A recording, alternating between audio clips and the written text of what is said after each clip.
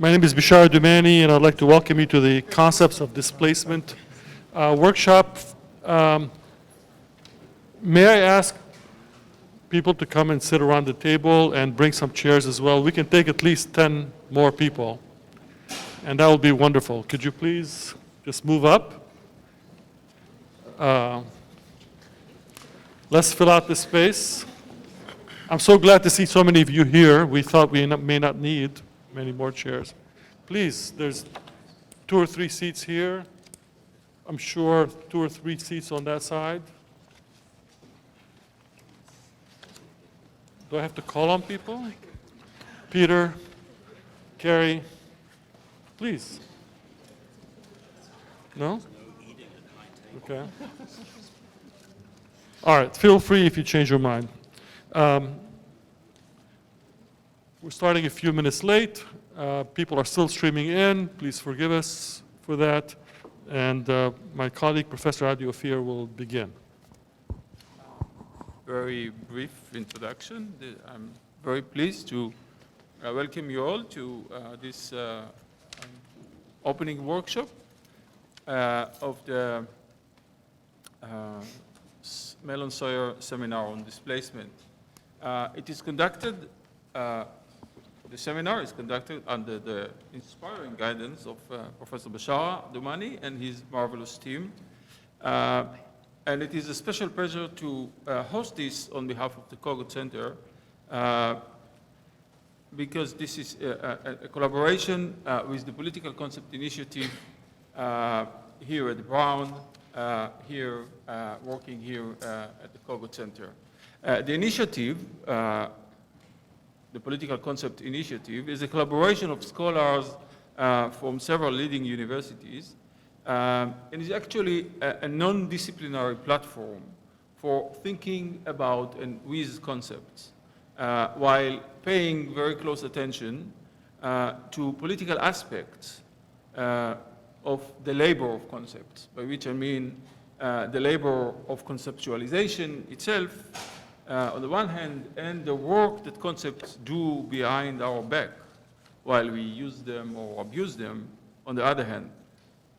The platform, the initiative of political concept, has no theme. It has only a format. Scholars who take part in it are invited or asked to concentrate, each one of them, on one particular concept, a concept which they study or use in their work without studying, or invent, or reconstruct, or deconstruct, whatever. The accumulated results of this work, which is published in our online journal, reflect, if you look at it, reflect the instability inherent to the life of concept, while demonstrating the critical power of this kind of conceptual work. In the tradition of thought from which I'm coming, and in which I think many of you feel at home, displacement is a familiar figure of thought, a metaphor, and of course a concept.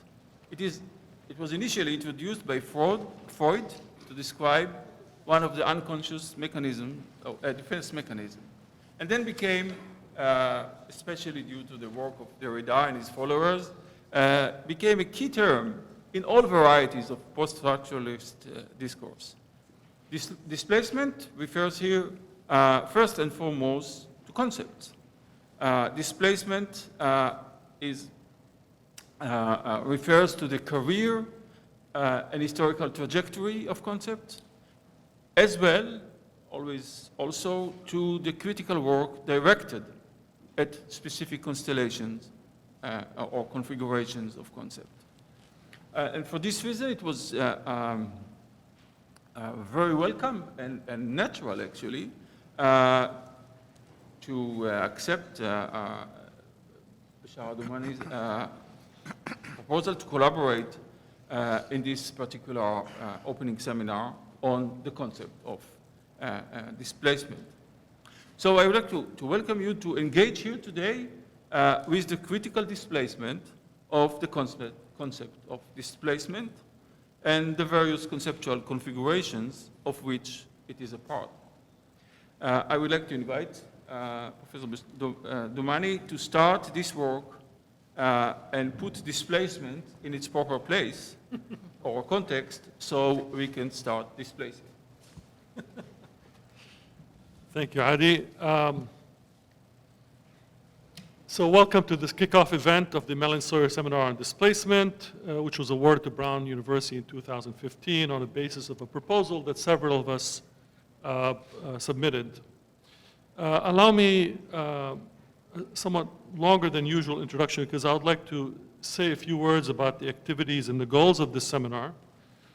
About the idea of this seminar, as most people in this audience and actually many more watching us online have not been privy to the discussions we've held over the past year before making our official start, and to make a few remarks about the kickoff event of conceptualizing displacement in terms of what we're hoping to accomplish in terms of the intellectual and political stakes and the questions that we asked our panelists to consider when preparing their papers, which you have not received, so I want to say a couple of words about that. But first, I would like to thank the generosity and the hospitality of the Cogut Center. Amanda Anderson responded right away to our request for collaboration on this issue and made the space and the infrastructure and the just general atmosphere of working together has just been wonderful. Kit Salisbury, of course, the usual. And I'd also like to thank the staff of Middle East Studies, Sarah Tobin, our Associate Director, who's has kind of an overview of our many activities on this seminar, Barbara Oberketter, Logistics Extraordinaire, and Rachel Easterbrook, who's our Administrative Coordinator.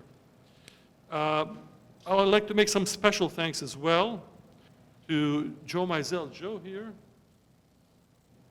He's not. But actually, it was in a conversation with Joe Mizell, the Vice Provost, a couple years ago in which he says, well, why don't you apply to the Mellon for this? And he helped guide that entire process, and I think he's been instrumental from behind the scenes in helping make this a reality. I'd like to thank our steering committee.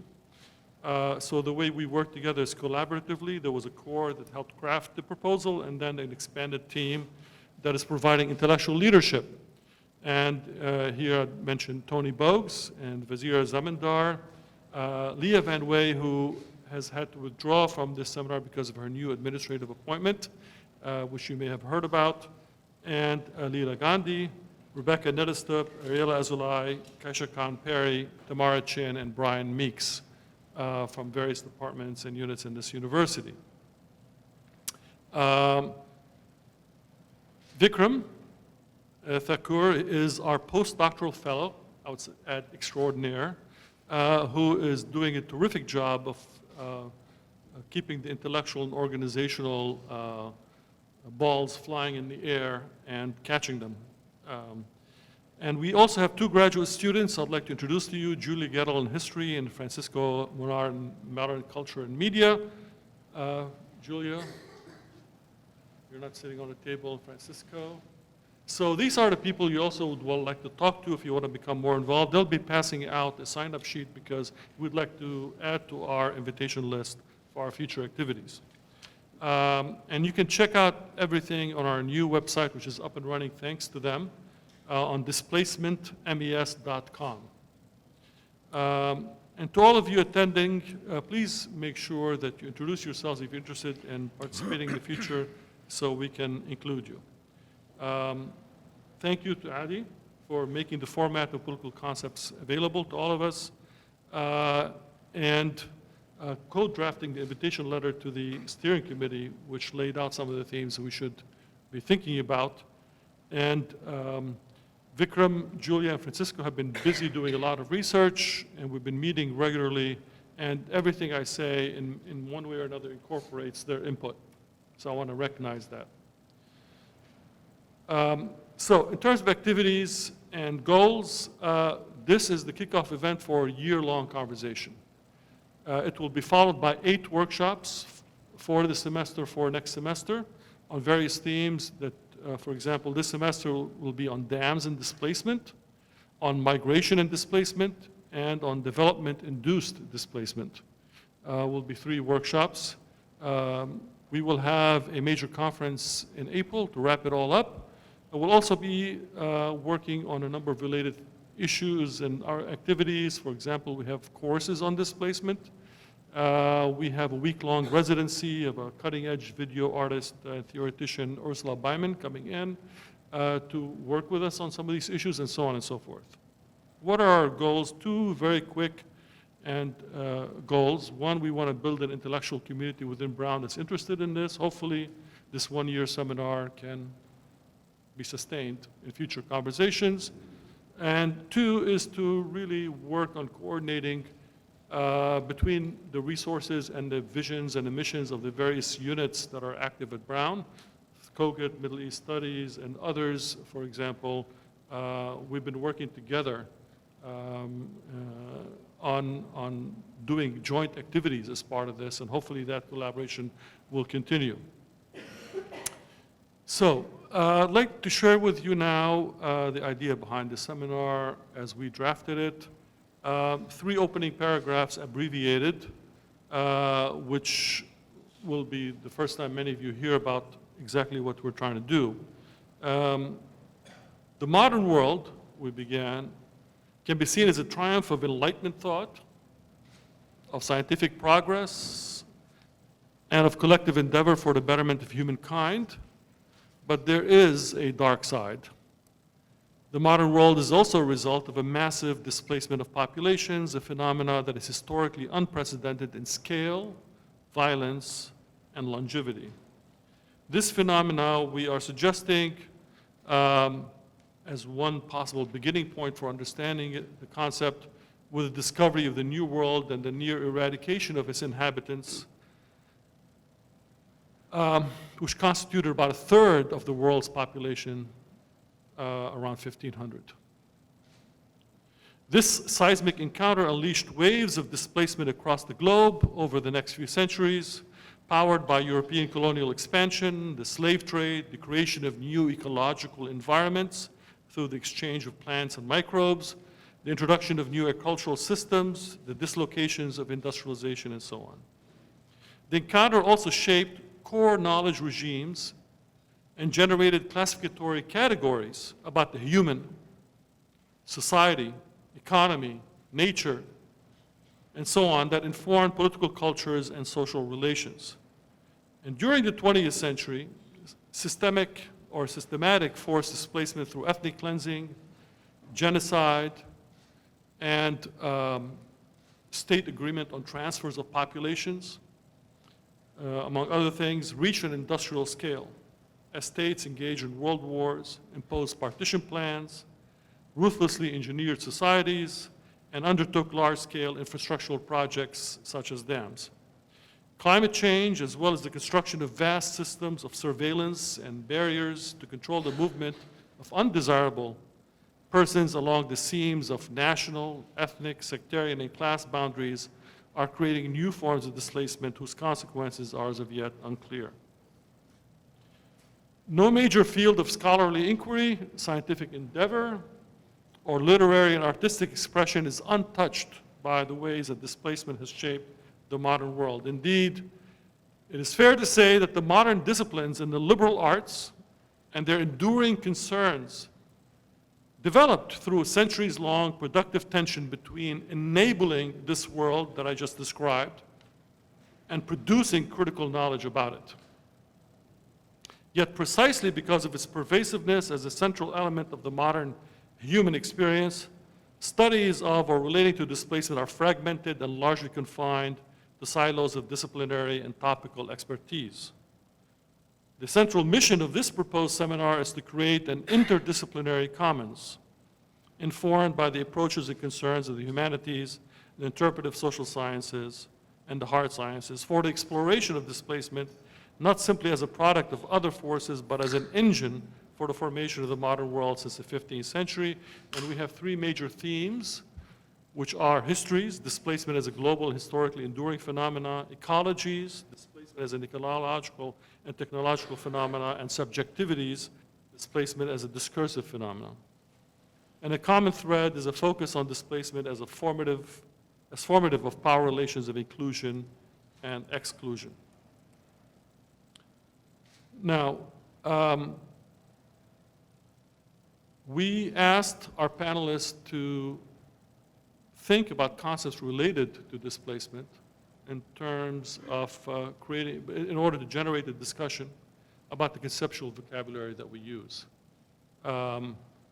Two of the key issues that we'll come to later have to do with, can we think of a conceptual vocabulary that can exist outside of the epistemic rupture that formed the modern world?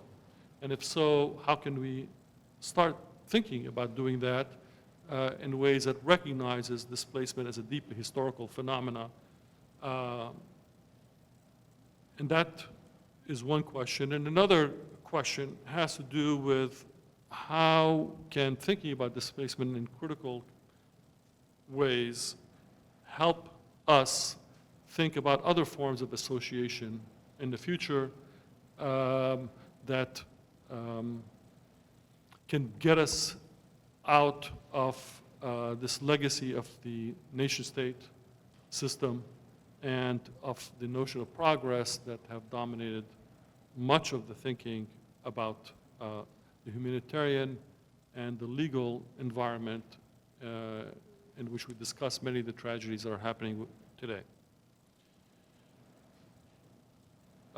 Some of the questions, therefore, have been divided into the following categories. Genealogy. Are there particularly modern forms of displacement that we should think about? Jurisdiction. What is the relationship between displacement and forced migration? For example, are immigrants, refugees, or people in exile and diasporic nations all forms or effects of displacement? Power. Is displacement always forced and involuntary? Is displacement an effect of exclusion? If so, how would this process of inclusion be affected? Temporality. What time frames or points of beginning can we think about for studying displacement? Experience. Does the term displacement convey the same idea or instead has varied meanings when looked at from individual or collective perspectives respectively? Spatiality. How can we think through movement in the context of overlapping spatial configurations, ecologies, communication systems, and transportation technologies? And globally, what should one look at in the comparative study of displacement? Is it causes of relocation or forced movement? Is it the patterns of movement? Is it the forms of legal regulations? Is it the modes of adaptation to new environments? Is a universal humanitarian framework sufficient, or is a particularistic approach grounded in regionally specific sets of processes more productive, and so on? So these are some of the questions that we asked. I'm chairing the first panel. So the order, sorry.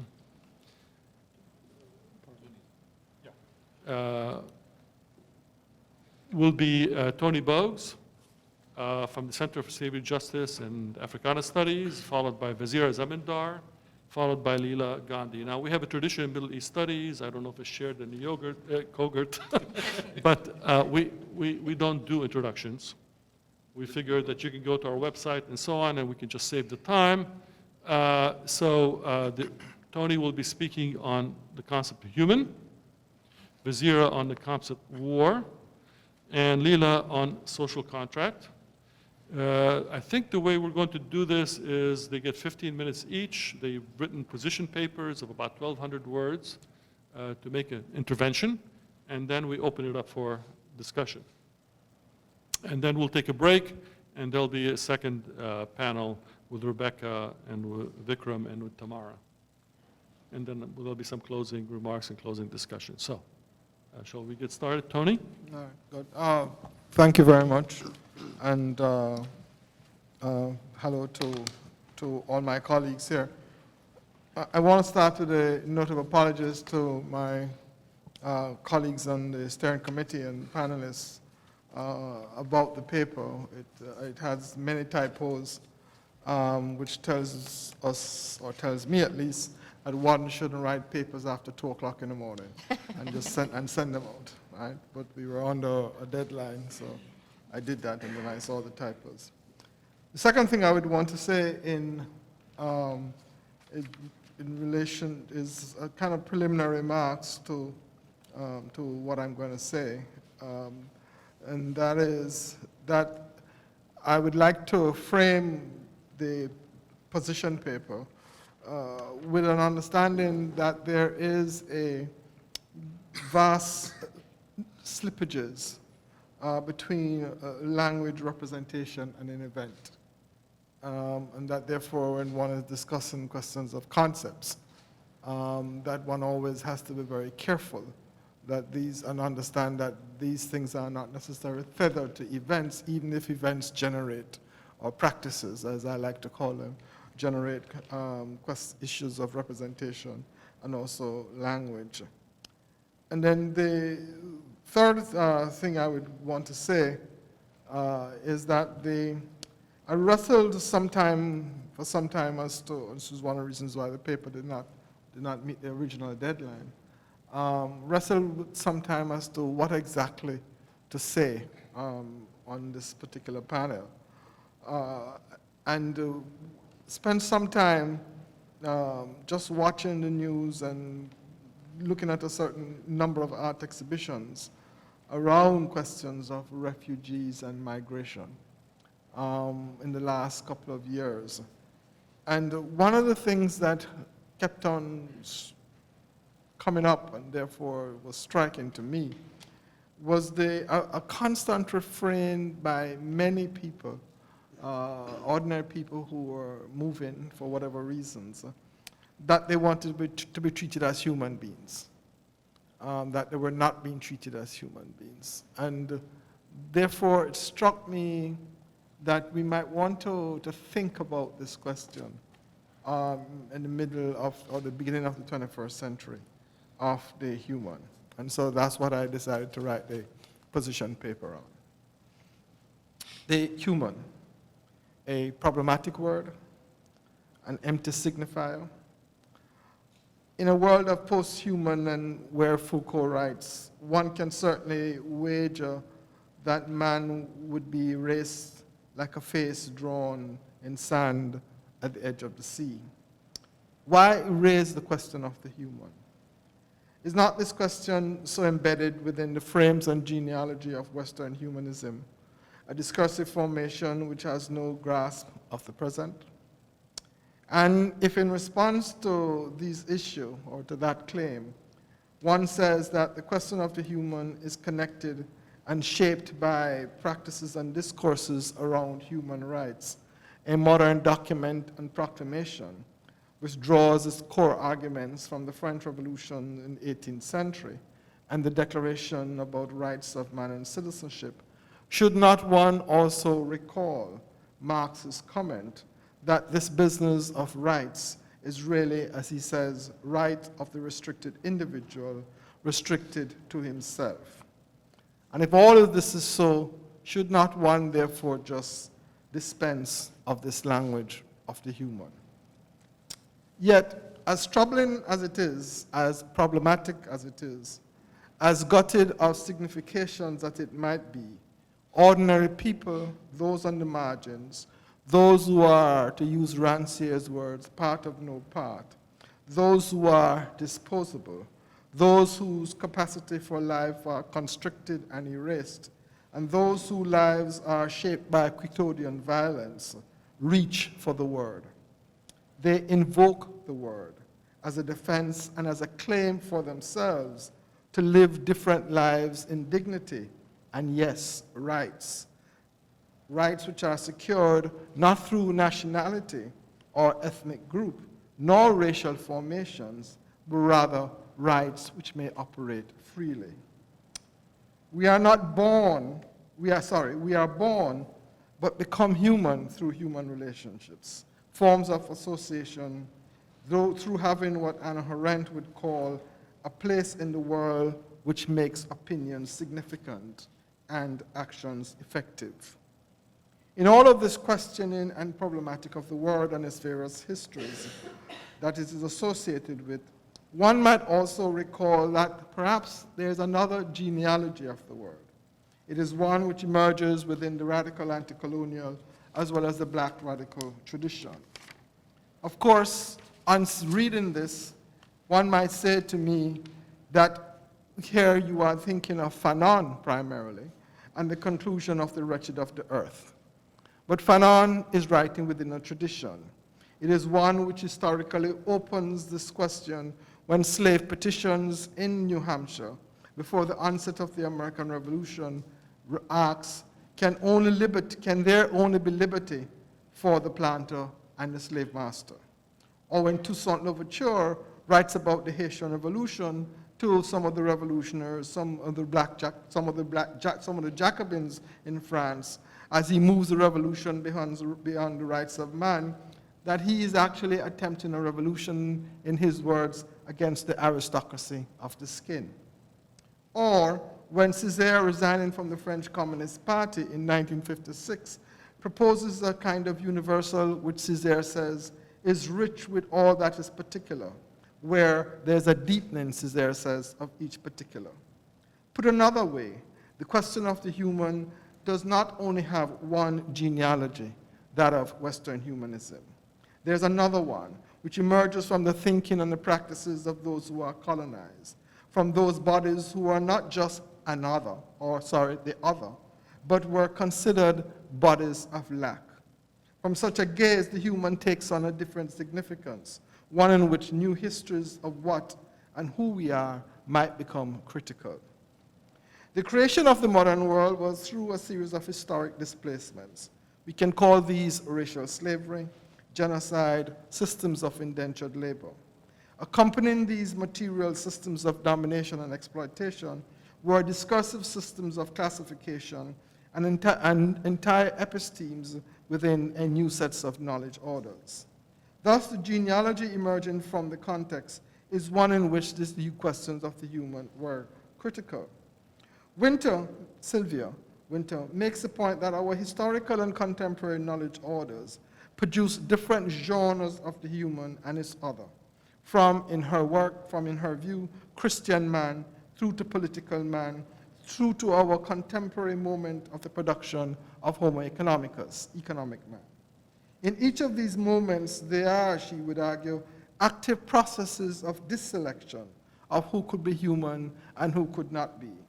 Thus, this is the historical ground on which I would want to argue that the human appears differently. But the question moves beyond who is human and who is not, as well as moves beyond between an idea of an invention of a figure or the invention of man within Western humanism. Instead, from this tradition of radical and critical thought that I'm talking about, the black radical and radical anti-colonial tradition, two other questions are posed. If there are genres of the human, can we develop another history of the human which works through these different genres and then gives us a different grasp of the human and life and its inventions? Secondly, in this new history, do we then not talk about ourselves as the production of modes of being human? And if so, what does that mean for thinking and for acting differently against different forms of domination, and indeed of being human itself? In the middle of the 20th century, in thinking about the figure of the refugee, Arendt noted that there was a certain kind of, and this is her phrase, abstractness to rights, and that this abstractness to rights gutted national community and made the refugee rightless. The response, I would argue, is not to make national communities the container of rights. Rather, it is to think about what we are and what we might become. It is to understand that the workings of the body of lack, that is the body that has been identified within the colonized and racialized bodies, and that this is not a body to just be included into spaces of hospitality, but rather we have to think through different grounds for forms of common association in the project of living. Thanks very much.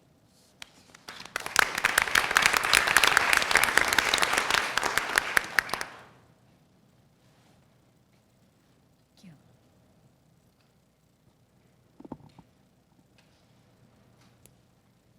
War.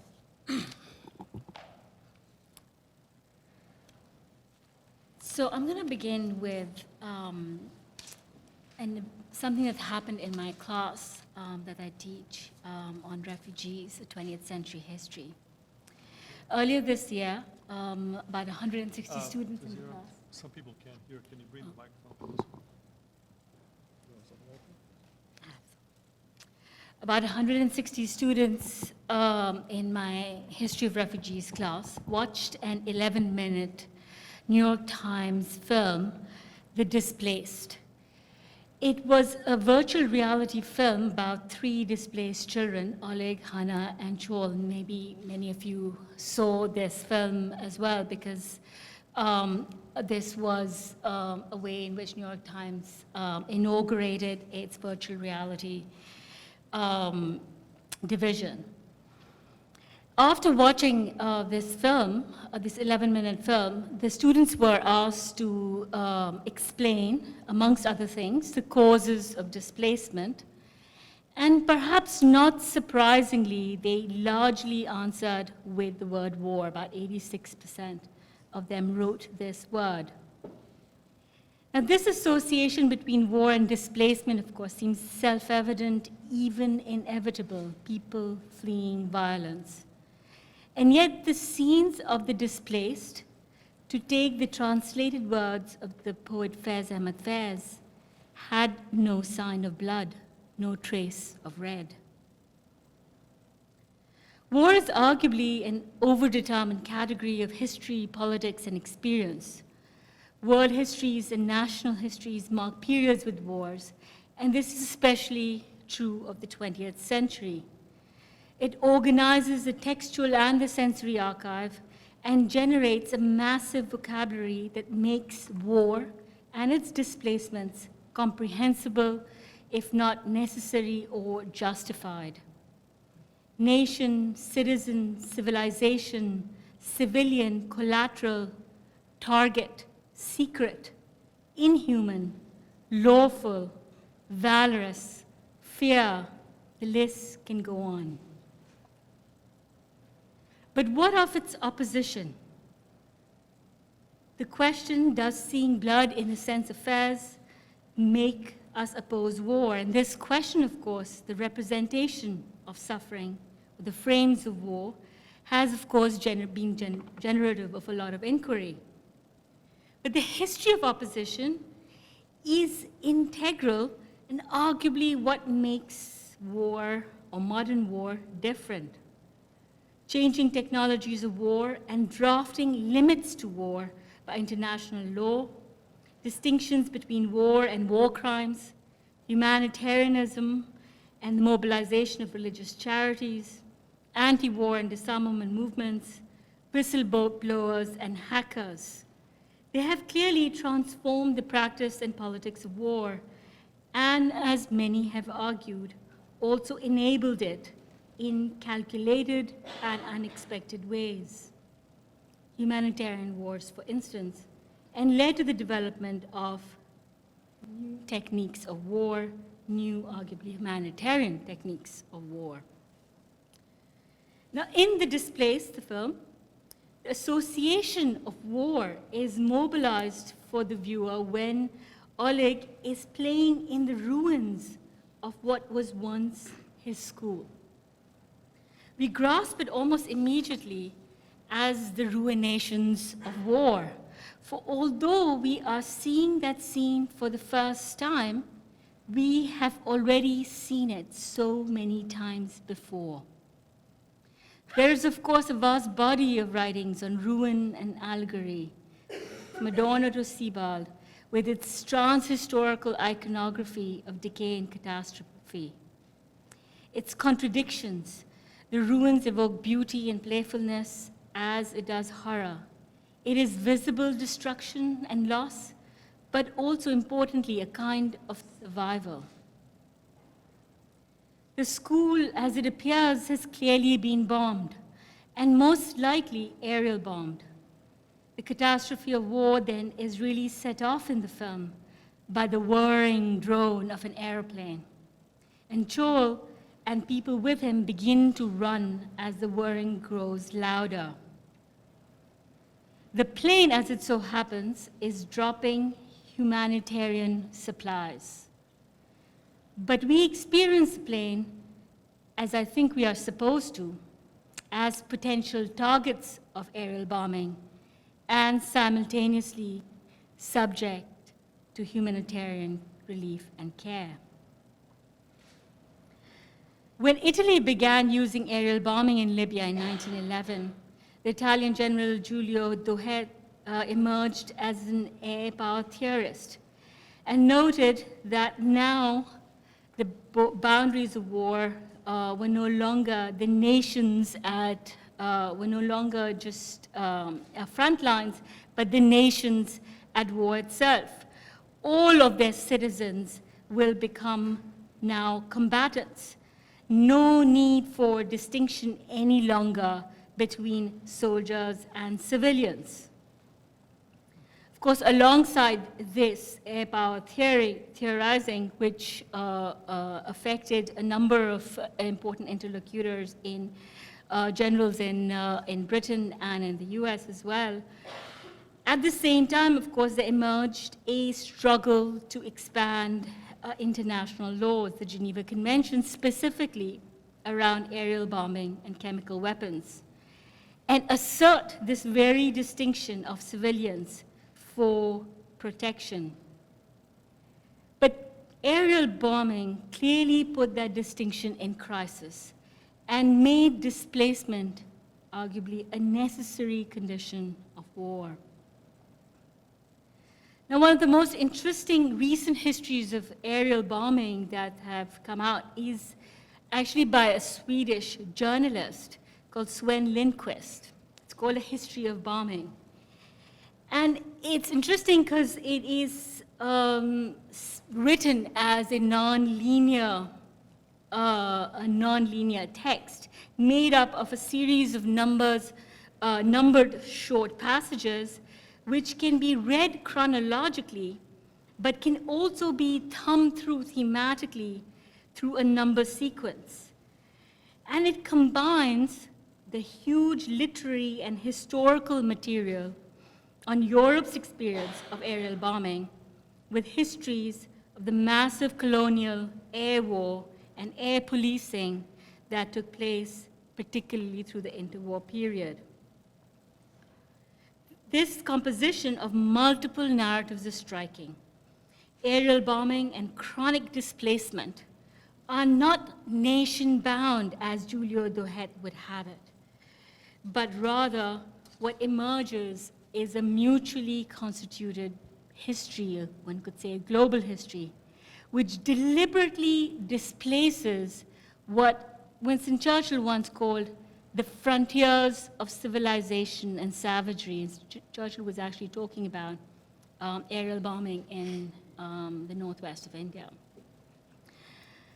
Displaces this frontiers of civilization and savagery and brings that savagery to haunt its arguably shared future.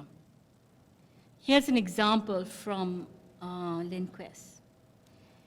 It goes from asking in one section, when is one allowed to wage war against savages and barbarians? Answer, always. What is permissible in wars against savages and barbarians? Answer, anything. Here he is referring to the aerial bombing across the colonies of Iraq, northwest India, Yemen, Kenya, Somaliland, and so on. But a few passages down, he goes to Edward Shank's 1920 novel of the future, People of the Ruins. Here, London is bombed and gassed, and the English themselves become savages. When is one allowed to wage war against savages and barbarians? Answer, always. What is permissible in wars against savages and barbarians? Answer, anything. The result is, of course, dystopic and anxious about the growing omnipresence of the aerial view and aerial violence, uncontainable in nations, or far corners, frontiers, and displaced into everywhere and everyone. In this history of the future, we are all then the displaced. But what of opposition? Does it fold into the overpowering exigencies of war? Or are there other possibilities in opposition? Or as Ariella might have said, if she was here, potentialities in thinking opposition. I have written about this one incident of aerial, sorry, I have to do this to my about one of the first instances of aerial bombing in India, which took place in the Punjab in 1919 to quell a mobilization against the Role Act satyagrahas that were taking place. And this aerial bombing accompanied what is a really important sort of iconic moment of massacre on the ground in Amritsar called the Jallianwala Bagh massacre. And both the aerial bombing and this massacre were seen as forms of colonial violence. And importantly, put to extraordinary scrutiny. One of the consequences of the massacre and the aerial bombing was that Rabindranath Tagore renounced his knighthood, and Gandhi, from then on, mobilized what became the first civil disobedience movement in India. But really crucial was that it forced the British government to set up the Hunter Commission, and an oppositional commission was set up by the Indian National Congress. And these two, the Hunter Commission and the Congress report on the Punjab disturbances, as it was called, provide a very close scrutiny of this incident of aerial bombing, including an interrogation of the officers involved. Now, I'm not going to go into the details of what happened in this scrutiny, but one of the results, one could argue, of this enormous scrutiny that this incident of aerial bombing in Punjab had was that aerial bombing was never used again in quelling anti-colonial protests in most of India, although there are several occasions in which they did contemplate using it. However, on the other hand, aerial bombing began and continued for decades thereafter in the northwest of India, the tribal, that are still considered the tribal borderlands with Afghanistan. The reason for this case, why there was not a similar protest in opposition to aerial bombing in the Northwest, is something that I've tried to think about and grapple with, and I don't have an answer to, but that this history of opposition to aerial bombing must be considered an inseparable part of this history of aerial bombing. And to ask why bombing in one place and not in another, the exigencies and the centrality of opposition to it. It is not that there was no opposition to aerial bombing in the Northwest, and there are several instances in which it becomes a matter of some debate. One of the major moments when it becomes a matter of opposition is in 1932, when a General Commission of the Geneva Disarmament Conference begins drafting an air disarmament resolution for the prohibition of bombardment of the civil population. The result of this challenge, which is brought up by a member of parliament from the Punjab in the Constituent Assembly, it results in a set of inquiry and correspondence which insist at the end that bombing villages is not equivalent to bombing civilians, as villages are forts and not civil spaces. But a humane response to the bombing is then to make sure that civilians, if in these locales, can leave by pamphlets and announcements to be made preceding aerial bombing exercises, so that displacement can become an integral part of the exercise of aerial bombing in these regions. These exercises of war and the ways in which displacement then arguably becomes an inextricable part, not just people running away from the violence, but because they have to. This becomes constitutive of the very sort of intervention and opposition to the exercise of aerial bombing itself. How does one account for this history of opposition to aerial bombing when it continues for decades thereafter, and yet the opposition comes from a number of different sections of both the Congress by the 30s, but also from within Britain in very sort of unlikely places, unlikely individuals, or seemingly unlikely individuals speaking up and opposing aerial bombing. We don't have an account in this history of aerial bombing of the oppositional voices and the ways in which they come to constitute and shape the very exercise on politics of war. I'm going to stop here.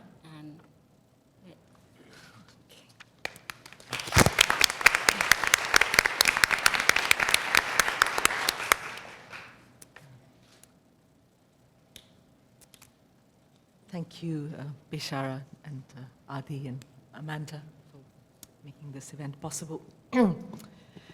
So, social contract. The so-called ethical turn in critical theory, also the disciplinary setting for my position paper, has been very responsive to questions of displacement. Consider the themes of hospitality, from post-structuralism, and hybridity or interstitiality from post-colonialism, which take their cue variously from Emmanuel Levinas's ethics of infinite openness to the other, any other who may show up unannounced and unexpected.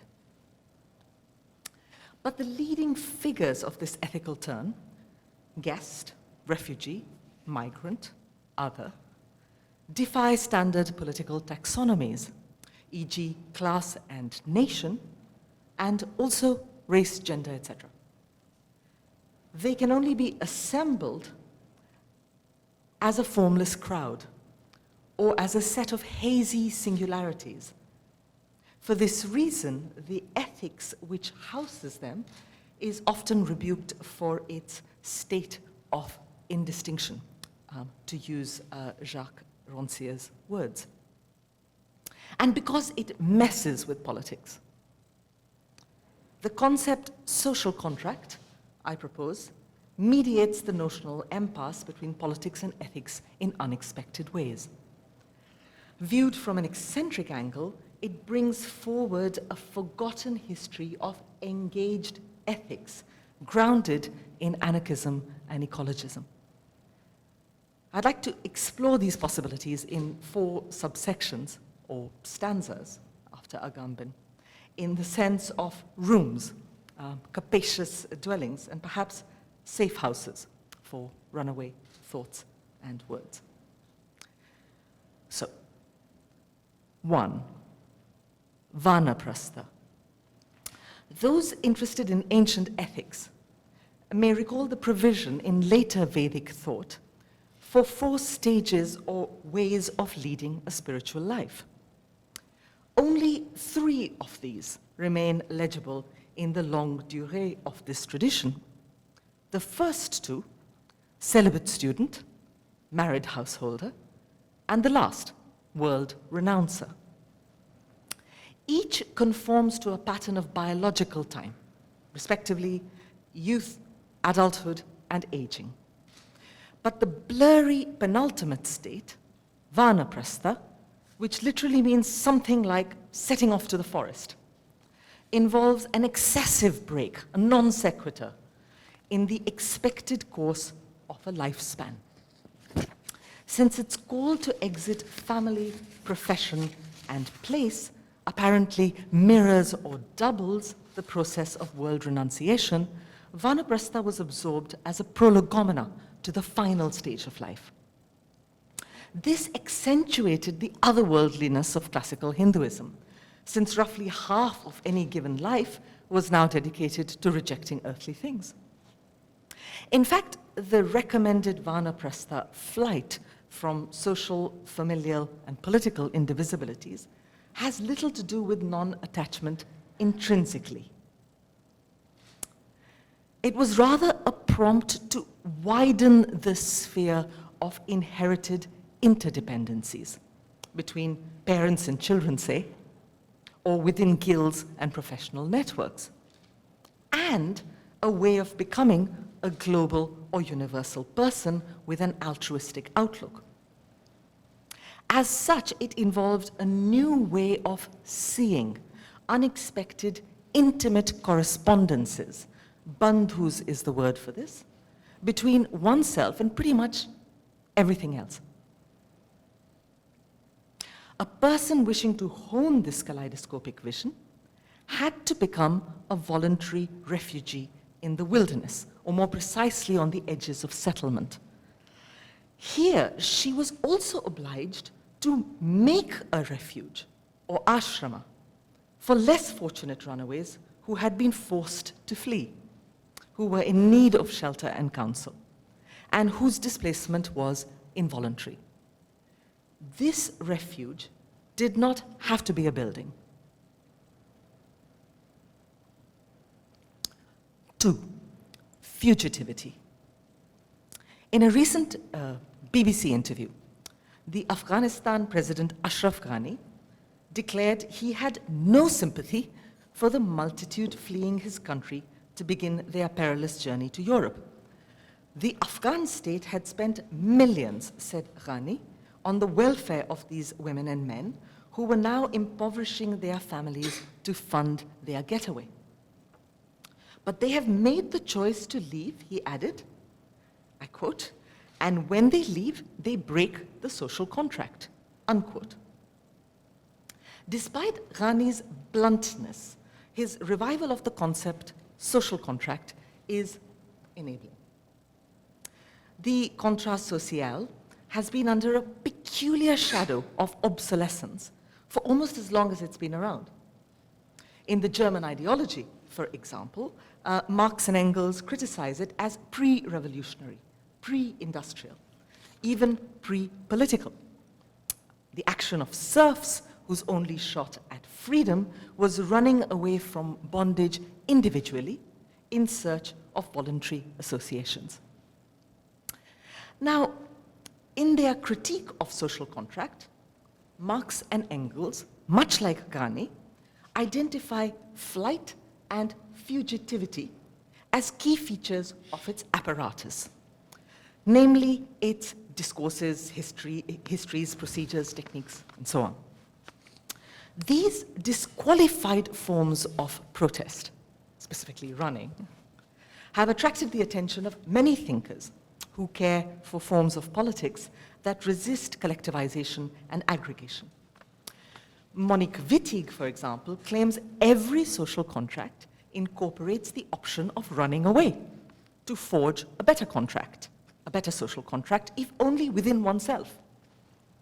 Pacifists have long posited individual acts of desertion as a corollary to the obligation of war that skirts social contract. And writing of foreign immigrants in Italy, political theorist Sandro Mezzandra invokes a kin right to escape that counters welfarist anxieties about expediting assimilation and integration. Whenever or wherever there is a social contract, in other words, it can and sometimes must be broken. This breaking can be preparatory to recombination.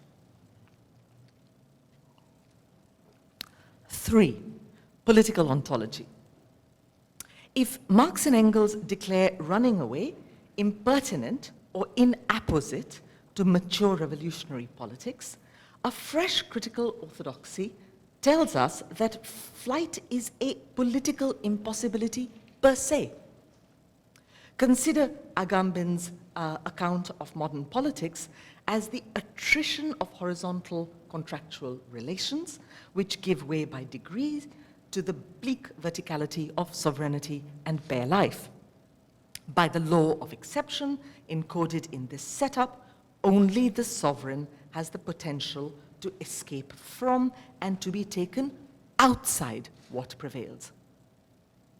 The rest are arrested in an unchanging regime.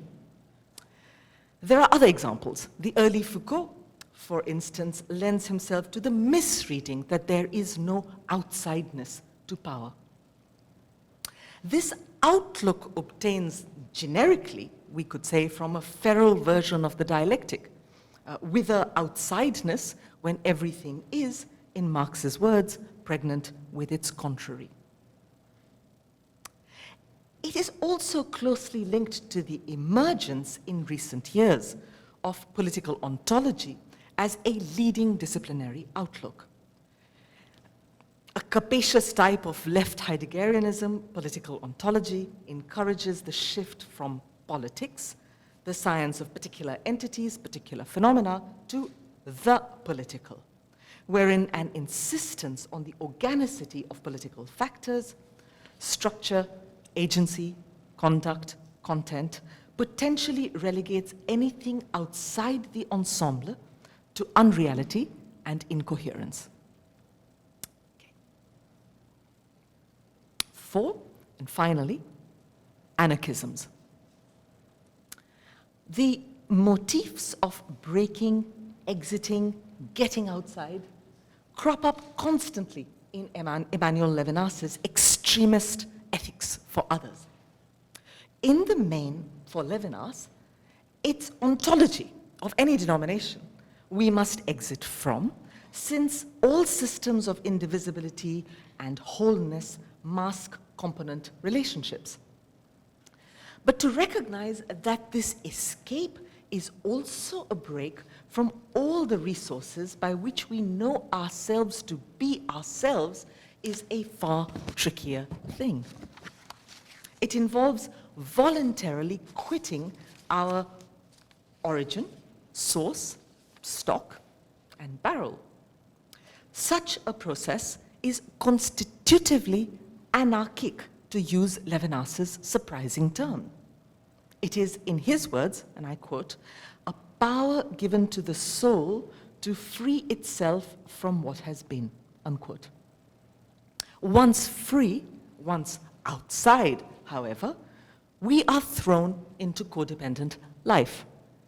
This is the key creative paradox at the heart of the systems of flight, or running, that I've been tracking thus far. A small fringe of Levinas watchers, myself included, find his ethical themes anticipated and globalized in the work of 19th century anarchist ecologists, such as Peter Kropotkin, Élisée Reclus, and Edward Carpenter. We could also add Gandhi to this list at a pinch, all responding to and participating in the cross-currents of empire. These thinkers constantly play with the theme of fugitivity. In an odd twist, Kropotkin expressly suggests that anarchist flight is both enabled and provoked by social contract. The doctrine of social contract may well have vanquished absolutism in Europe, and Kropotkin thanks Rousseau and the encyclopedists fulsomely for their good work in his 1896 text, The State, Its Historic Role. But in place of fear, it sets up an order of righteous self-interest to safeguard against the Hobbesian bogey of the natural war of each against all. Thus, whenever we escape social contract, and remember we can do this repeatedly, we first and foremost get outside ourselves. This is the only outsideness that really matters in the end, and Levinas would agree. It helps us shed many psychic provincialisms, what we know and have, where we come from, and what we fear, for a creed of kinship. This is the anarchist term, a creed of kinship. And what is this? A spontaneous reciprocal altruism amongst provisional social exiles, or so many anarchists maintain. Then, says Kropotkin, this time quarreling with Malthus, prophet of doom and scarcity, we can finally see the superabundance of life, the simple way in which, and I quote, all things are for all men, advisedly, since all men have need of them, unquote. Thank you.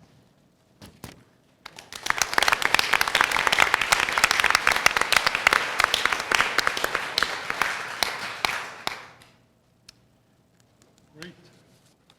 Thank you. Thank you very much. The floor is open. We're doing well on time. I'll try, and maybe Adi can help me with this, keep a list of the hands that come up. Please introduce yourself by saying your name, perhaps your department or affiliation, and try to be brief with your question or comment. And maybe we'll take a few, and then ask for responses, and then we'll take a few more.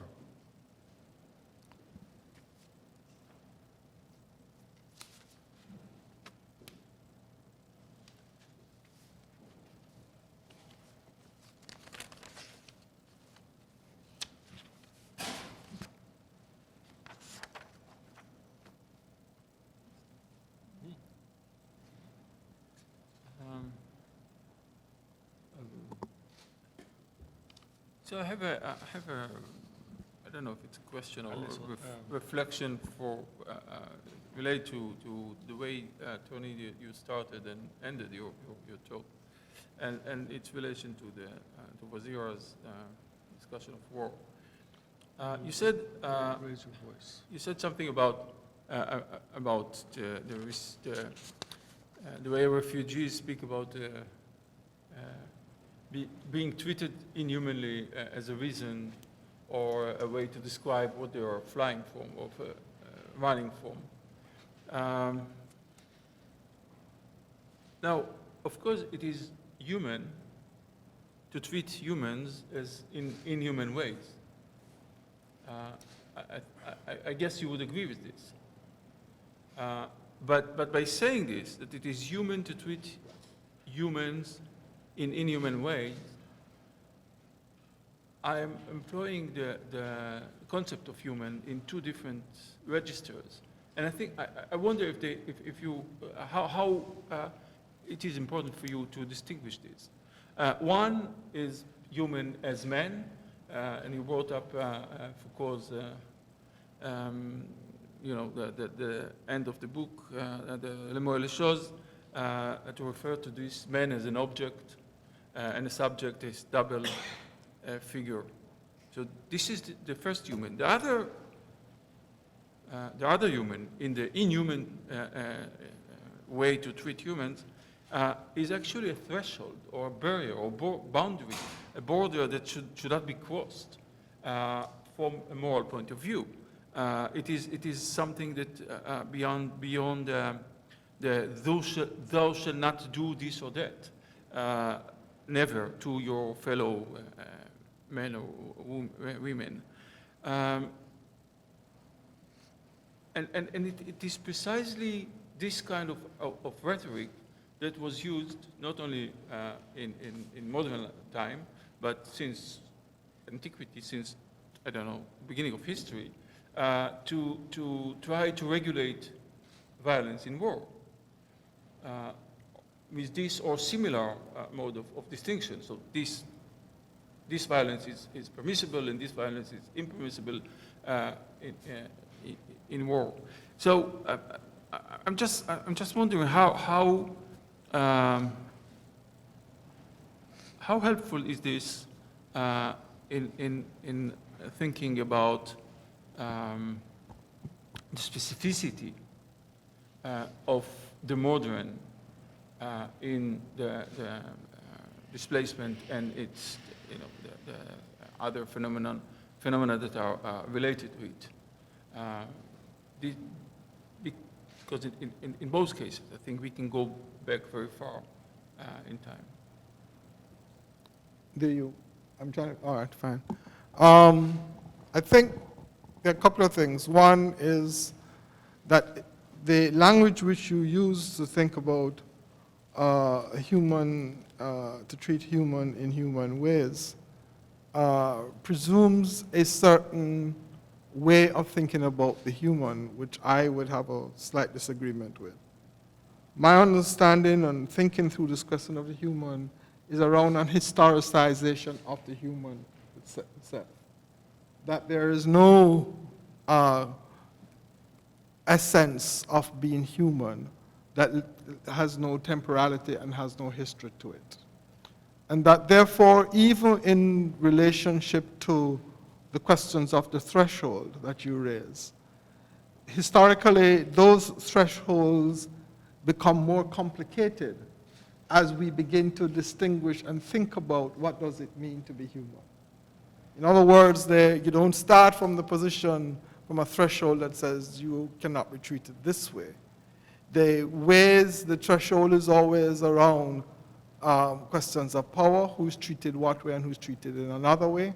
And then secondly, that threshold begins wider or gets a wider and wider purchase throughout.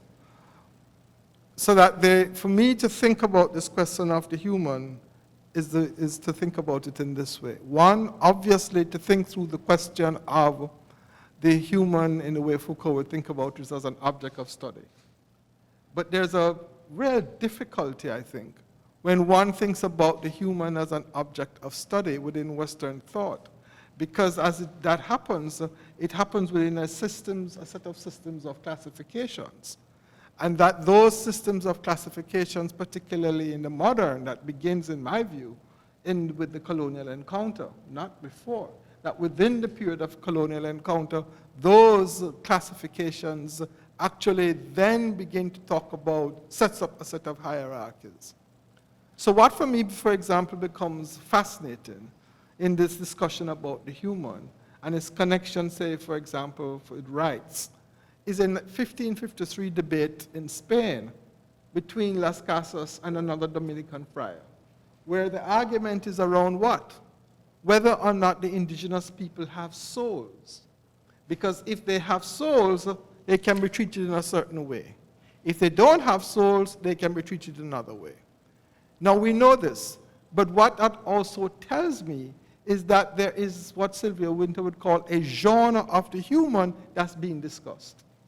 In other words, that the question of what is the human or who is the human is not a kind of abstractness, what Anna would call a certain abstractness, is that it is actually deeply rooted in a set of historical understandings of what it is that we are trying to do and how society is actually constructed with a set of hierarchies. So for me, when people say when the migrants or refugees or, because we're in America, or disposable black bodies, say that we want to be treated as human, what I read them as saying, and I may be wrong, what I read them as saying is that we want to be treated with a certain kind of dignity that these bodies of lack and these bodies of disposability do not have.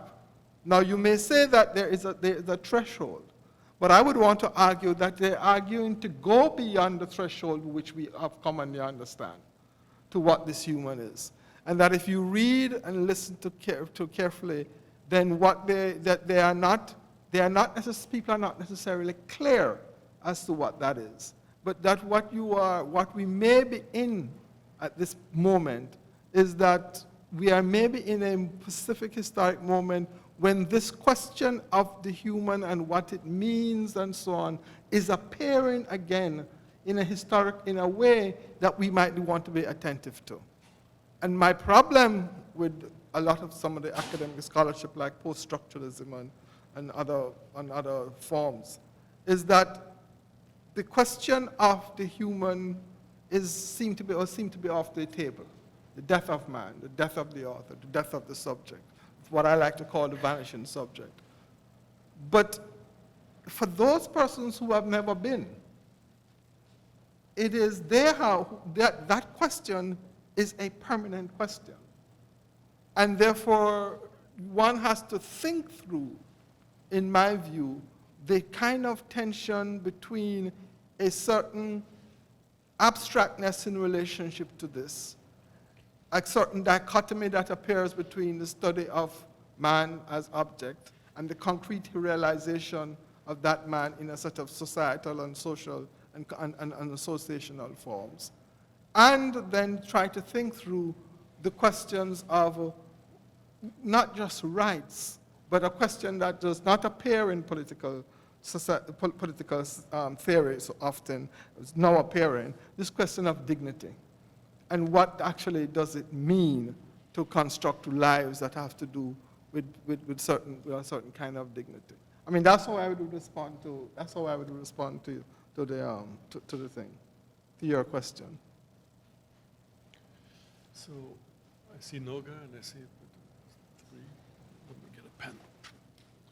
Please, Noga. Thank you.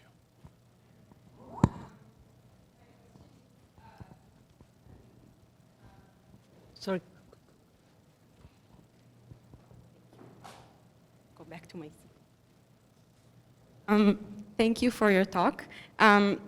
I hope that I understood the talk correctly, but so correct me if I'm wrong. I wanted to ask you about the right to escape that if I understood you correctly, you suggested we could think of as embedded in the social contract. I was especially struck by the argument that there is something in this right to escape that is also that facilitates escaping from one's interior or from the construction of the psyche.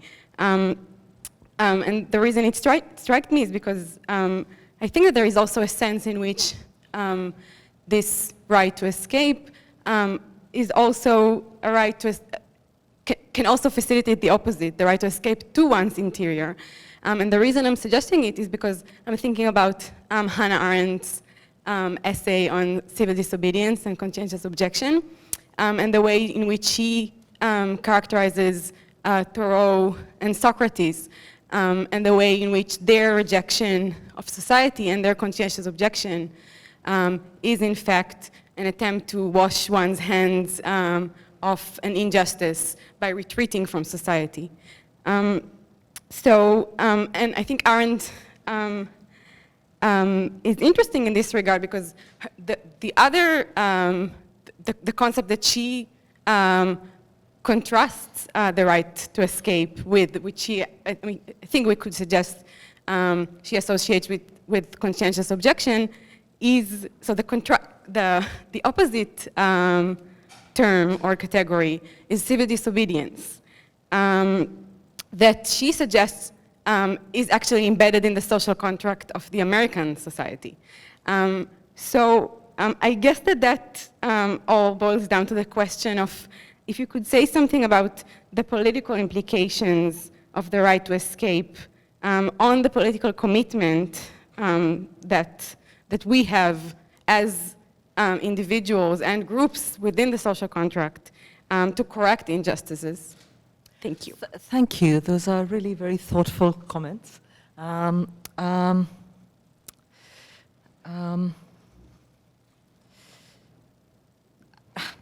think there are two that I may be able to respond to sort of inadequately. I think it's very interesting what you say about how what one woman's getting outside yourself may be another woman's getting inside yourself.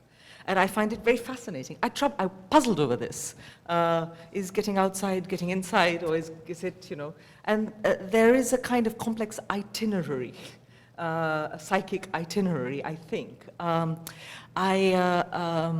I find it very interesting, say, say in Foucault, égarement is this, you wander away, to desert the self, is very interesting, though he's also interested in making contact with the self.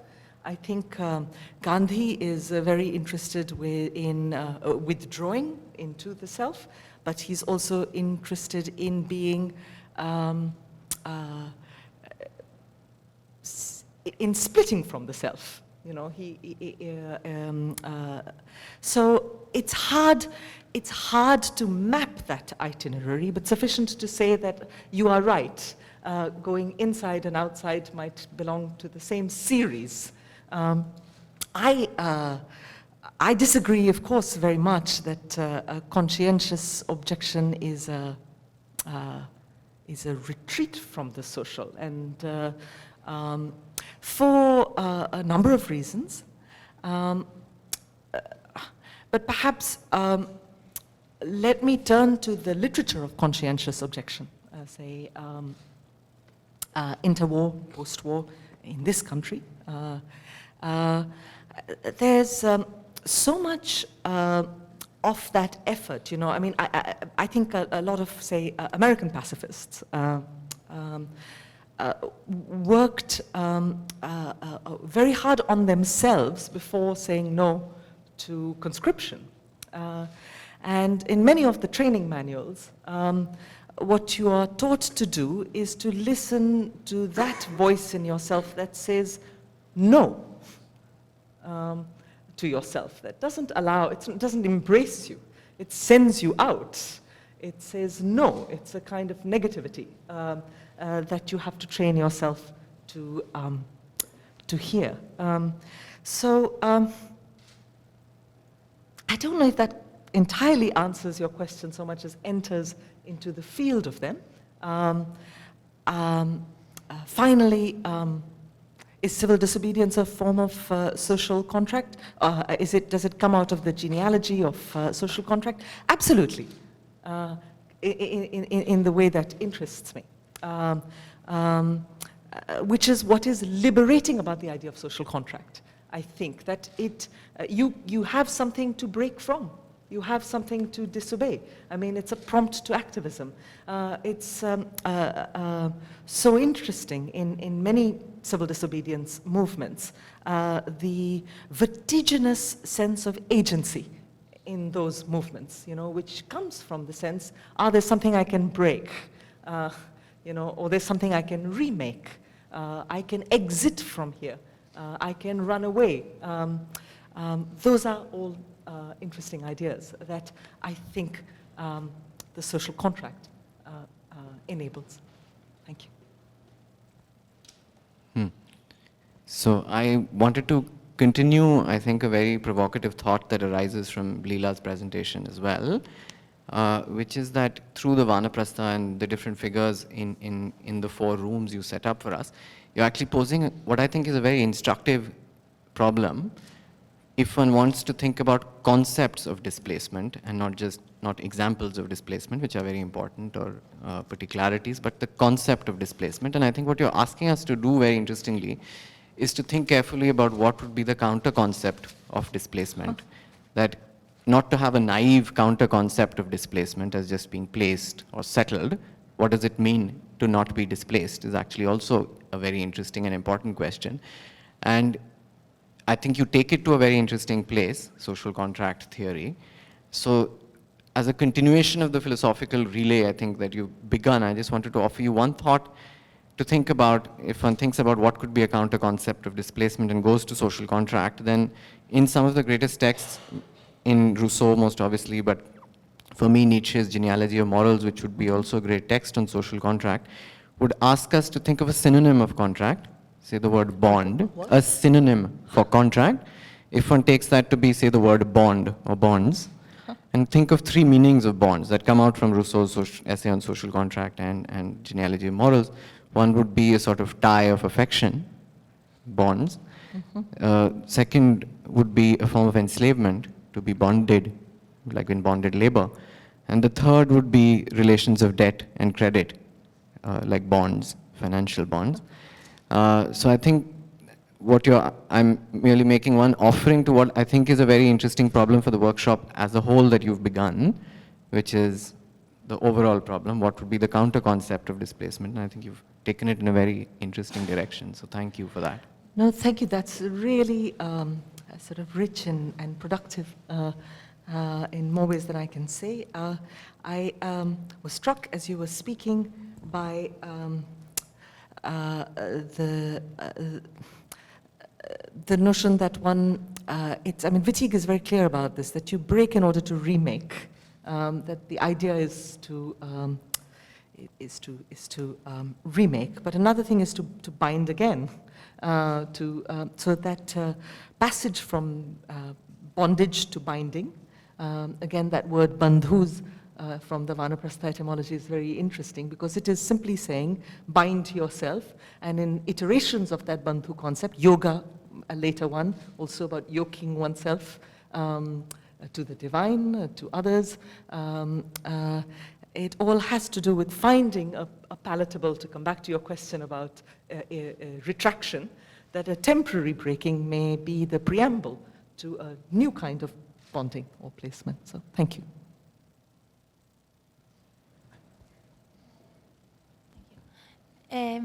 Also to Leela Gandhi, I was thinking about the tension between two ways of thinking about displacement. When we think about it as a political phenomenon, it is usually understood as a negative phenomenon of refugees and as a problem that we have to solve and so forth.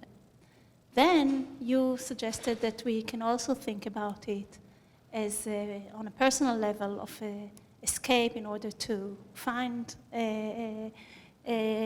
yourself, and displacement is allowing you to connect to the world in a different way. And then I think that the way you try to distinguish between the two is through the question of voluntary and non-voluntary. But I wonder whether this does the work, because a lot of time it's involuntary. I find myself displaced, but then the other qualities that you are talking about do come about, even though it's involuntary. And I think that the question for political thinking is, how do we take, Agamben is trying to do something with it, how do we take this idea, the positive side of displacement? Is it something that is apolitical, or can we think about it in a political way?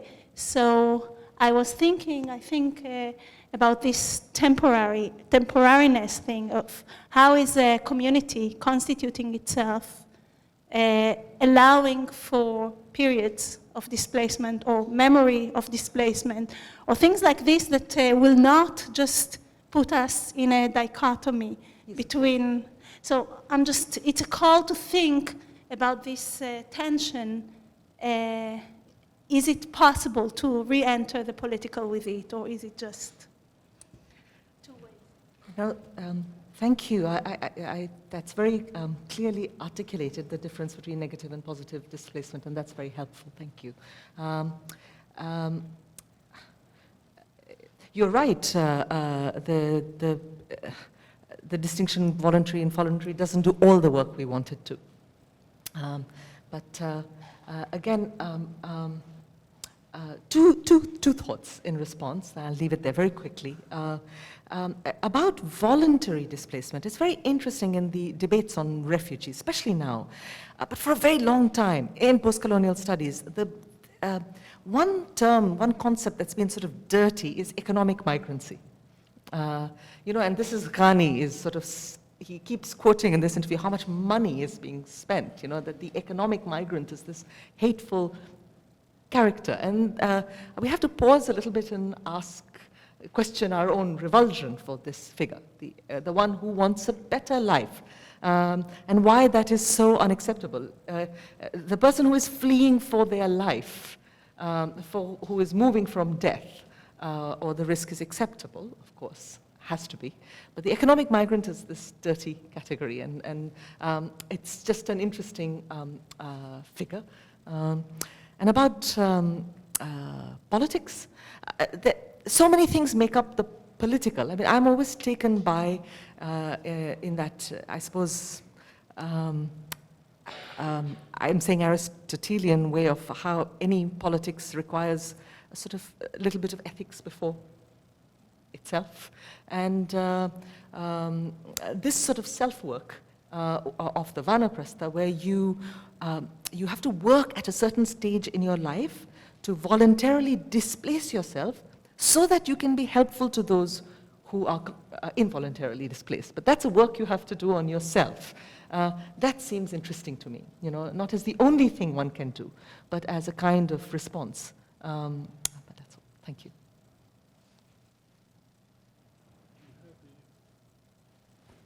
No. I wanted to ask a question.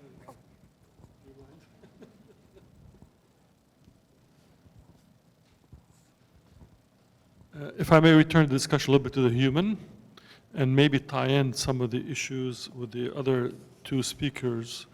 I'm wondering if we look at it from a juridical or legal perspective,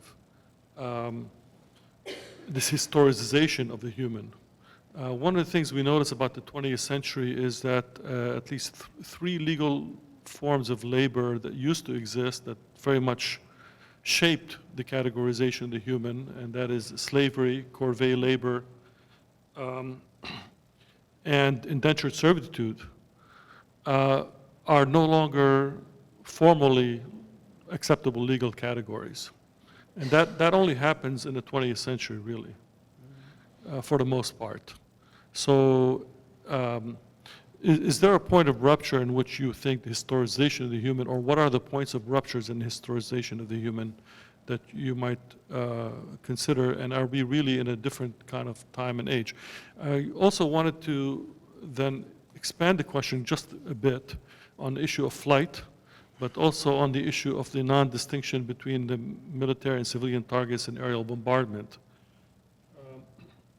And this has to do with two other understandings I have of displacement. One is forced placement, that is to say, not allowing people to move.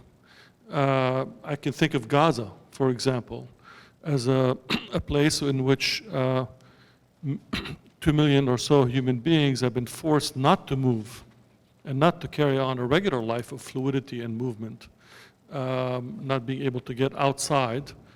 And that raised the question of their humanness, because all the reports show that within a very short period of time, it will become an ecologically unlivable place because of the water table, etc. And yet there is no discussion. And they happen to be refugees, most of them anyway, so it's a complicated issue, but nevertheless. But one can give a historical example of the massive sedentarization of populations that took place in the 14th and the 16th century, in which millions and millions of people were forced not to move and actually to sit down and become farmers because of new developments that we can talk about. that is a massive form of displacement as well, I would think. So here, the question of flight, at least not on a subjective level, but at least on a physical level, becomes an issue. So I'm wondering if it's possible then to historicize these two issues of displacement. Yeah, all right. Thanks very much.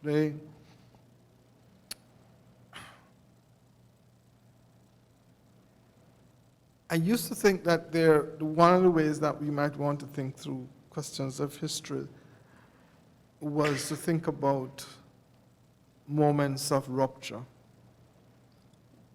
And increasingly, I'm thinking about not moments of rupture, but moments in which what I call the old and the new embrace each other, which does not necessarily mean that there is total rupture, but what it means is that a new ground has emerged, and that from that new ground, we can begin to think in different ways, and new concepts and new practices may emerge.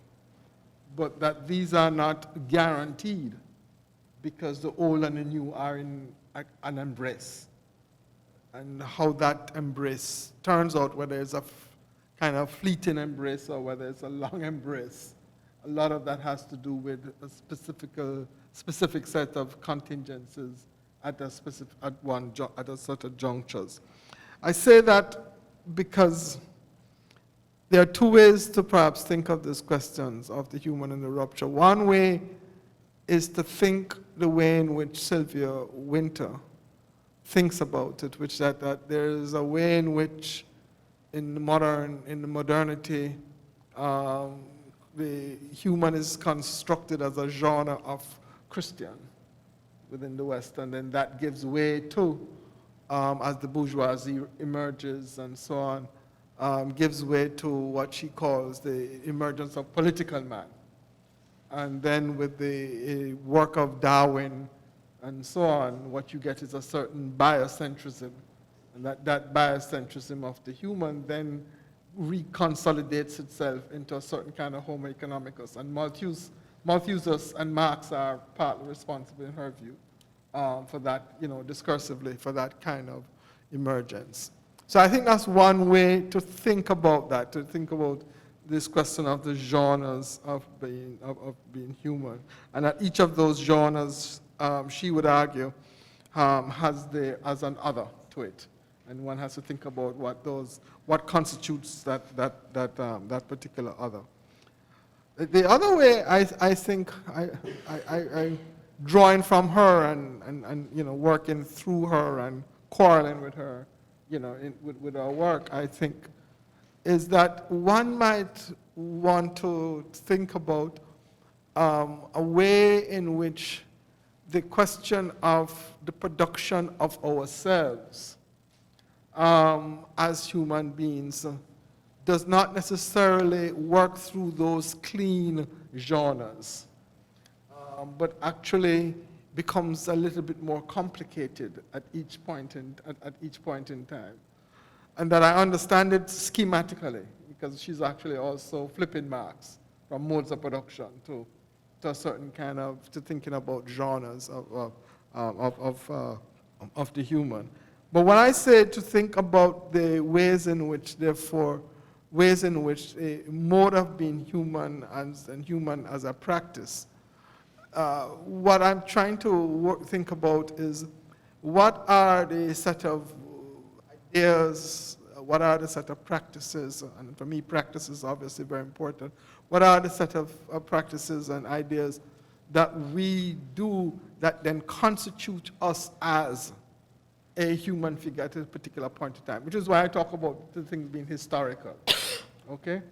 And that is what gives us. So it's not us Christians. The Christian, I argue, would be mixed up with other things. The Homo economicus would be mixed up with a whole set of, would also be mixed up with other things. Although I understand the idea of trying to point to the dominant, okay? So with that point of view, from that point of view, therefore, this is how I would see it, that they are in this fleeting embrace of the old and the new, continuities and discontinuity. And so that even though, for example, the legal juridical category of slavery or the legal juridical category of indentured servitude is, it's over. Nobody gets up and says, I want to keep slaves or I want to put anybody indentured servitude. What is interesting to me is the ways in which those set of practices, which may have originated at one point in time, get carried over and are reorganized and recreate themselves, sometimes in new languages, but actually not create slavery, but create a form of domination. That's how I see it. I'm not trying to think about ruptures, but trying to think about discontinuities and continuities and the way in which things shift and change and morph and reorganize themselves while keeping people in a certain set of positions, even if the language rhetorically looks different. So that's how I would see it. And I talk about the human because I think the human allows us to, gives us a window in which we can begin to critique some of those forms of the way of the continuities and the way, and they're not just continuities, they are actually new forms as well that may actually appear. The only other thing I would say about flight, and I like, is this. I've read Leela's paper, so just if I just have the opportunity, is that when I think of flight and the politics of flight, I can't help but think of marinage. What? Maroonage. I can't help but think of the ways in which for 300-400 years in the Americas, a group of people essentially were always engaged in flight. And engaged in flight and established communities, problematic communities. They were never communities that were, some of my colleagues would argue that they're communities of freedom. They were problematic. There was freedom, but there was also a way in which they had to negotiate with colonial people so that the colonial people wouldn't send their armies against them. So that it's problematic. So it's not a pure thing. But I would just want to suggest that if one thinks about flight and historically how for 300 years there has been flight in the Americas and a group has done this. And then to also think about the ways in which flight actually constituted a form of radical political action and was probably responsible for, in great part, for the Haitian Revolution. Not just the slaves, but the actual communities of marinade soldiers who constituted the bulk of the Revolutionary Army. Then one might want to have to then think through a certain way in which marinage as a political concept really is important for breaking contracts. And how does that really, how might that operate as well? May I ask Nazira a question building on the question of the human? I just, as Tony was talking, I was, of course, flight makes me think of the kind of flight you're thinking about, which is another kind of violent flight, apropos aerial bombing. Adi asked, or was it Beshara, about how the inhuman is constitutively a part of the human. Yeah.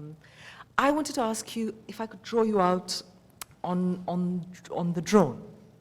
On the drone. Oh, okay. Because there is, in the context of the kind of genealogy of war that you're giving us, this is a version of extreme warfare where the human is alarmingly absent from the inhuman, or thought to be absent, in the drone itself. So I wondered if I could just ask you for a comment. No, Do you no, want to you- respond to no, Okay.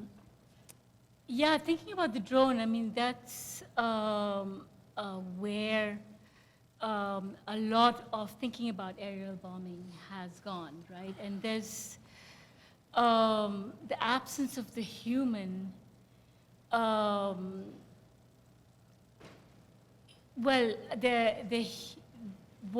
what I'm struck by and one of the things that Tagore says when he's writing about aerial bombing in the early 20th century is that what disturbs him about flying is the reduction of relations to sight alone, right? So he says that all from the plane you can see is all you can do is see. You have no other experience of the other, no other apprehension of the enemy, and therefore no possibility of mediation. And in a way, drones with operators far away, in fact, have incredible sight. I mean, in a way, they watch the places that they're surveillancing for hours and hours. They have more intimacy. Visual than- intimacy. Visual, and entirely visual, right? And it's entirely visual intimacy. So the reduction of the human to sight alone, is, I think, what's interesting. That's very interesting. Thank you. Test. Thank you to all three of you for putting some very rich ideas before us and allowing us to think with them. I wanted to ask you, Leela, about the difference, if you see a difference between escaping a social contract and breaking it. And breaking. Yeah. I mean, it struck me as you were talking that the terms, fleeing fleeing it or escaping it were vitalizing your argument, but that the kind of more expected term, breaking the contract, wasn't really part of your vocabulary, right? That wasn't really an operative term as I saw it anyway. So I was sort of, that led me to think about what the difference might be. At least, so I'm going to sort of throw out one thought about it, but really I'm curious as to whether or not the difference makes any difference to you. But it struck me initially that the difference seemed to be one of perspective. Like for one who, for those in power, right? Or, for those who come at it from a certain perspective, the social contract matters a great deal, and one who violates it breaks it. But to the people that you're talking about, the people that are really the focus of the focus of your remarks, those who are fleeing it, who are making the choice not to be part of it, it seems like that's a very low priority anyway. So that there's a kind of non-engagement or even a non-recognition of the contract to begin with. That a contract is only important insofar as one is in a position to preserve it and benefit from it, but that there's a kind of inoperativity that's going on. Like, I don't care, I don't even know that it exists, right? You might think there's a social contract from a certain perch in the social order that you have, but for me, I just need to get my things and go because this is no longer a safe place for me. In which case, again, for those who uphold the social contract, that's a breaking. For someone else, I don't even know if it would be a fleeing, but a non-engagement. So I'm just wondering if I mean, that's just my initial thought about it, but it may be that the difference in those terms are not terribly relevant to your thinking. No, I think that's very perceptive. Indeed, at least in the materials I thought with for this position paper, there is a curious slippage between fleeing and breaking. In the Marx, there's very much this strange idea of being fugitive, of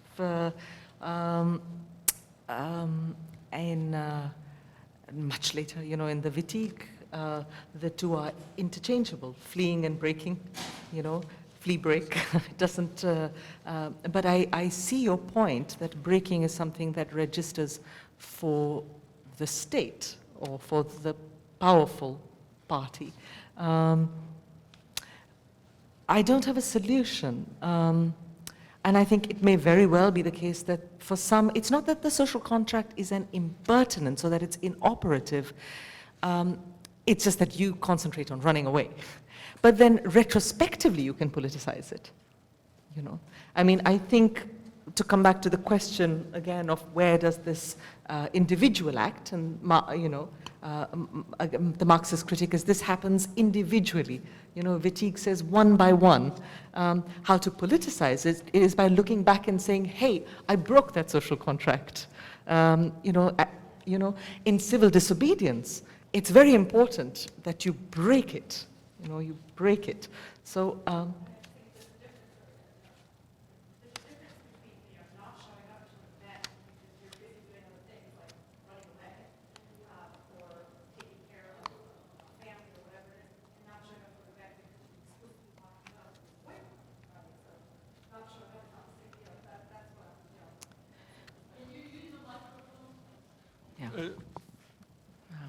I was just saying that there's a difference in terms of not showing up to an, you know, sometimes one doesn't show up to an event because one is actively refusing to show up, like as in boycotting it, and sometimes one doesn't show up because one is busy doing something else, like taking care of needs that come before that event.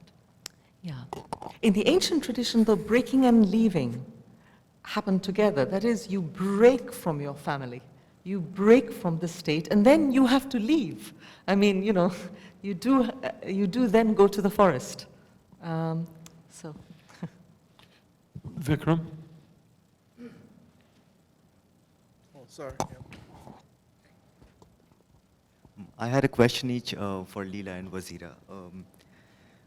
Leela, the question I had for you is when you're talking of the idea of social contract, and specifically say in the three stages of life, or even in other civilizations, and here I'll borrow on Tony's idea of human in a historicized context. How universal is the idea of social contract?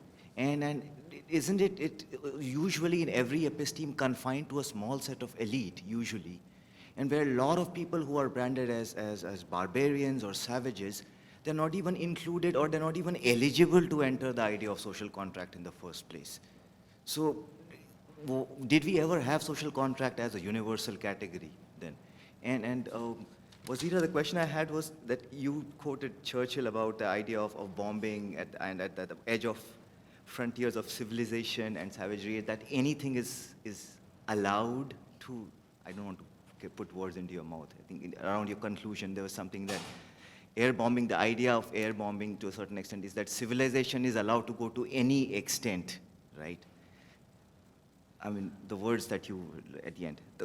I just wanted to twist it around and put it in the present context, where you have public beheadings by, say, ISIS, and somehow that is seen as barbarian, and contrast that to really more sophisticated bombs being dropped from cutting-edge fighter planes, and somehow killing that way is seen as civilized, and beheading people on YouTube videos is somehow seen as barbarian.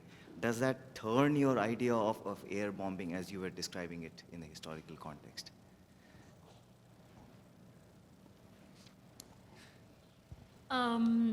Civilization and barbarism, I would say even as Churchill, and I mean, there's many different accounting of it, even for example, one of the Scottish communist members of parliament who spoke out about aerial bombing in the northwest of India, Willie Gallacher,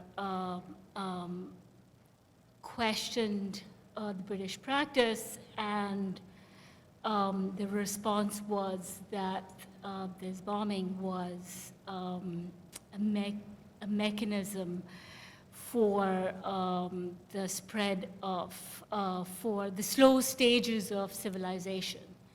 for bringing about the slow stages of civilization. So it was in fact sort of very clearly the response that here are a barbaric people and a warlike people. Churchill, in his account on the frontier when he was writing, he wrote a book about his time there, repeatedly this language of civilization, barbarism was an important sort of figuring of the space in which aerial bombing was taking place. I think that's not, there's no reversal in a sense now. I mean, the beheadings are staged as acts of barbarism, the drone warfare. And I should say one of the responses to sort of critiques of the use of drones has been, in fact, returned to more conventional aerial bombing as well. That aerial bombing as still signaling the extension of civilization vis-a-vis ISIS barbarism is still a trope very much at work in sort of the spaces, the theaters of war, as Churchill wrote, in our contemporary setting. Syria being one of them, of course. Thank you, Vikram. I'm not. Of course, it's not universal. Indeed, it sort of has a very fixed date. The idea of social contract. But what I'm saying, I suppose, is let's reinvent it and see what certain questions, such as the question of displacement, looks like once it's invented. So that it allows for the kind of notorious polemic of Arundhati Roy saying, after the Pokhran tests, I secede, as an individual, so that you can declare a breaking, even as a single person. That's what seems interesting to me, so that even if there isn't a social contract, what happens if we invent it? What sort of politics does that open up? Okay. I wanted to briefly return to that discussion about economic migrants as opposed to refugees, and the question of what effectively makes flight and displacement legitimate. And I was thinking also about Professor Bogue's comments about Maroons and the communities of slaves and their descendants who lived in flight from would-be owners for extremely extended periods. So the question of humanity and the question of social contracts to me seem to be rather linked in this case, revolving around the subject of what kinds of contracts are legitimate to break, or where is there a social contract, or where is there a broader recognition of a contract having been broken before movement happens. So, for example, in the European discussions about trying to classify asylum seekers as either legitimate refugees or illegitimate economic migrants, perhaps there is a sense that for legitimate refugees, particularly in the case of war, which is usually seen as the most legitimate cause of refugee status. I mean, if you're fleeing a war, okay, that's fairly easy to say, okay, I'm a refugee. There are legitimate, legally recognized grounds for my seeking of refuge, as opposed to seeking from unlivable socioeconomic circumstances, which are in these cases categorized as an illegitimate reason for flight. Perhaps there's a sense that war has already broken a social contract. So in this case, okay, it's fine for you to leave. Whereas under capitalistic relations, or indeed in pre-capitalistic relations, when people were under legally recognized systems of bondage, there is a sense that there is either a social contract or indeed an economic contract in the sense of enslaved people that is still seen as valid or still seen as binding of these people. And therefore, if they try to flee it, this is illegitimate. These are kind of the confused thoughts that were like, running through my mind as I was hearing these things. Oh, that's very helpful. It's very helpful. Yes, Peter, let's take maybe 2 or 3 questions, have a final, let's take 2 or 3 questions, have some final responses and break. Yes, Peter. I just quickly wanted to follow up on that, sort of because all this sort of talk that and because the comment about perspective further on, I think is very pertinent here, because much of this talk is all about refugees and constant, as if that is the sort of default perspective. Whereas I was wondering about migration in general, instead of talk about economic refugees, what about the concept of migration is a phenomenon, if you take the much broader historical, no, the much broader view, the global view, that happens. What about mobile societies, pastoralism, where, and that comes a little back to Bashara's point about Gaza, where perhaps mobility is the norm, and displacement is not the right term because of the negative concept in itself already. So how does that sort of affect much of these concepts here?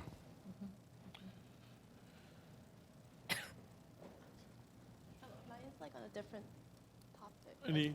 Yeah. Can I just say? Yes, please. Okay. So mine is actually kind of going back to the whole social contract part of. But I was looking at it in a more like broader sense, in a more global context, since we have like such a globalized like society. So I was wondering like the social context, social contract between the nations and the globalized like regime of a sort, or the human rights regime. And I was curious as to like, so in the Universal Declaration of Human Rights, people have the right to seek asylum, but they are not granted, they don't have the right to be granted asylum by these countries. But I was thinking that maybe like in a more international society, the countries have actually, in their social contract with the international regime, they have given up a part of their sovereignty. And part of that, maybe like one of the things that they are required to do is to actually, like they must grant asylum to those who seek it. But I wasn't sure if that really was a legitimate like human rights. Is it actually a part of what humans, like one of the rights that humans must have, like must be able to enjoy, basically, to have a life of dignity. Okay, I think, oh, we have one more, yes. And more? 2, and that'll be it. Just a quick comment for Wazira and one question.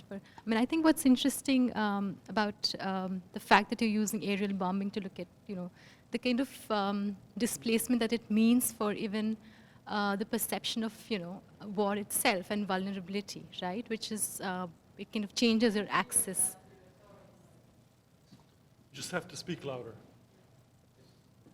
Speak Louder? Yeah. So what aerial bombing means, or the kind of displacement that aerial bombing spells for war itself, right? Where your access of vulnerability changes from retreating. And then at the same time, because help also comes through air, there's also the possibility of misrecognition, right? So I think that's very interesting. And for Professor Gandhi, I thought that the fact that being a fugitive could have kind of implications or could be a political act is the displacement that introduces in the social contract that they have left behind, right? So just if you could respond to that. For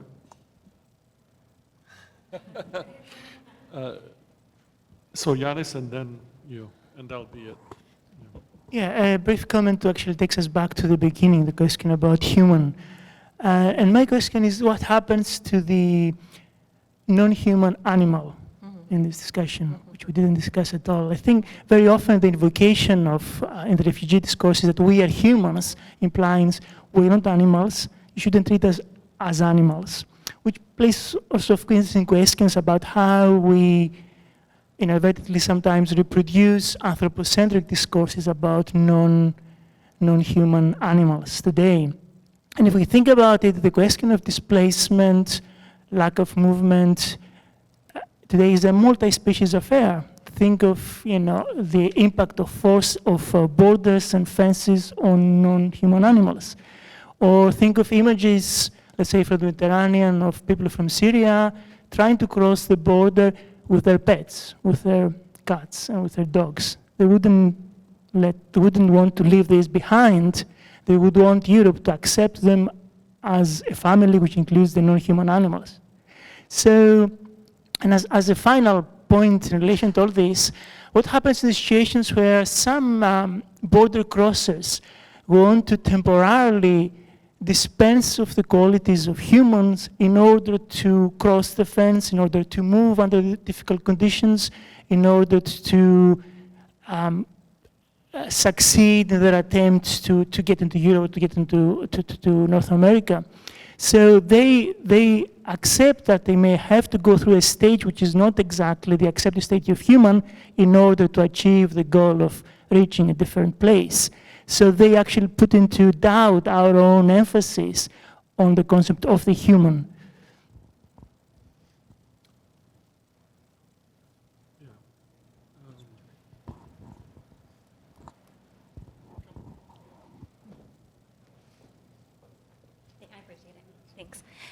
Yeah, I just wanted to contribute a kind of conceptual site that I'm playing around with in the context of Haiti after Dr. Bogues invoked that history there, and thinking about the Dominican Republic, Haitian mass deportations last summer, and then also in relation to Obama's new deportation law in regards to Haitians that make it here, that touch land.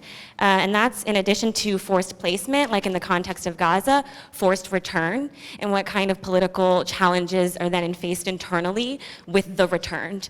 And just ethically, morally, and in terms of the new strata that created with the people that have been out and have been returned under various circumstances in the way that's ethically received by the people that have never left. So just another site in addition to the ones that have been set up that I've been thinking through. And that's particularly after being in Haiti in August. It's a really hot issue, the idea of being forced back and then you become kind of the scrum of society. Like why did you get forced back? So just thinking about what is generated in that kind of a site of the returned, in addition to the displaced. My iPhone. If I could just respond very quickly with two things. I'm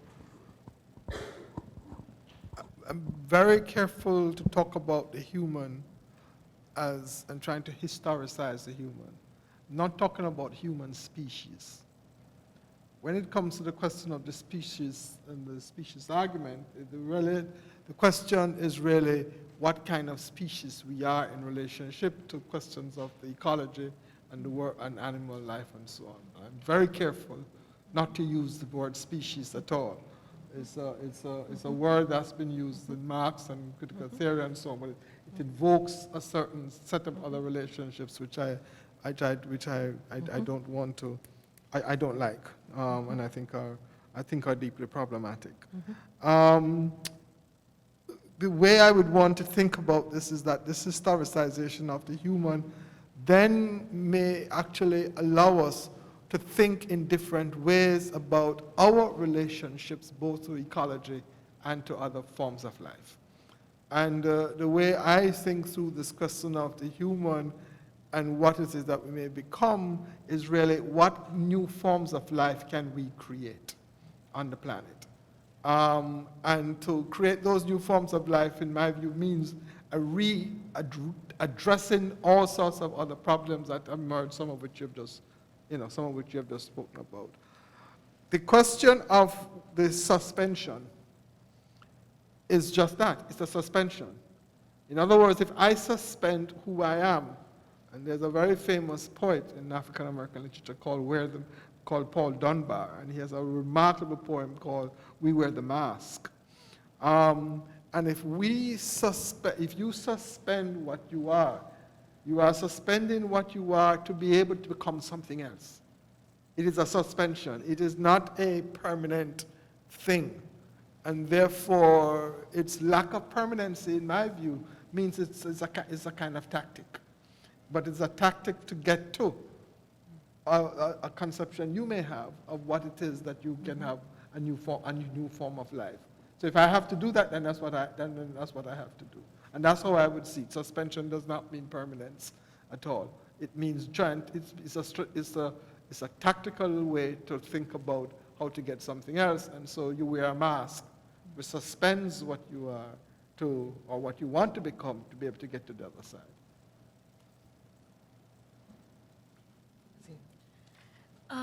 Yeah, I want to go back to civilization and barbarism as thinking about sort of an organization of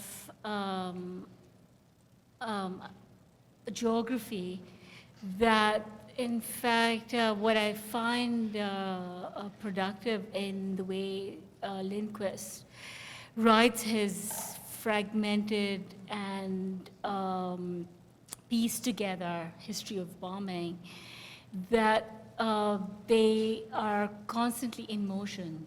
We don't really know. Places of civilization become barbaric spaces. The geographies that we think of as barbaric, in fact, are unsettled. And it's pieced together through quotes, through literature, and opens up for thinking, rethinking, and the continued vitality of those terms for registers of outrage and response to aerial bombing as one kind of history of war. Humanitarian aid coming from the air, the mobilization of humanitarianism is not separable from the strategies of war. And that's one of the things I was trying to get at, is the opposition to oppose is not necessarily, the outcome is not necessarily that there's an end to aerial bombing, or that there's the opposite of, to oppose war does not mean peace. But that they are implicated in the very history of war itself. So to think about a history of war, say in the case of Lindquist writing History of Aerial Bombing, the opposition to aerial bombing is as integral to, say, in the form of humanitarianism, to thinking about this very history.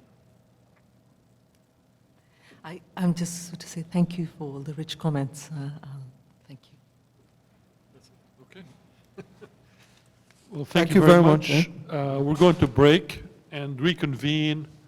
We're supposed to reconvene half an hour from now. That would be great. The program says 5 o'clock, but since we had one less presenter, I think it's half an hour should be plenty to schmooze and talk to each other.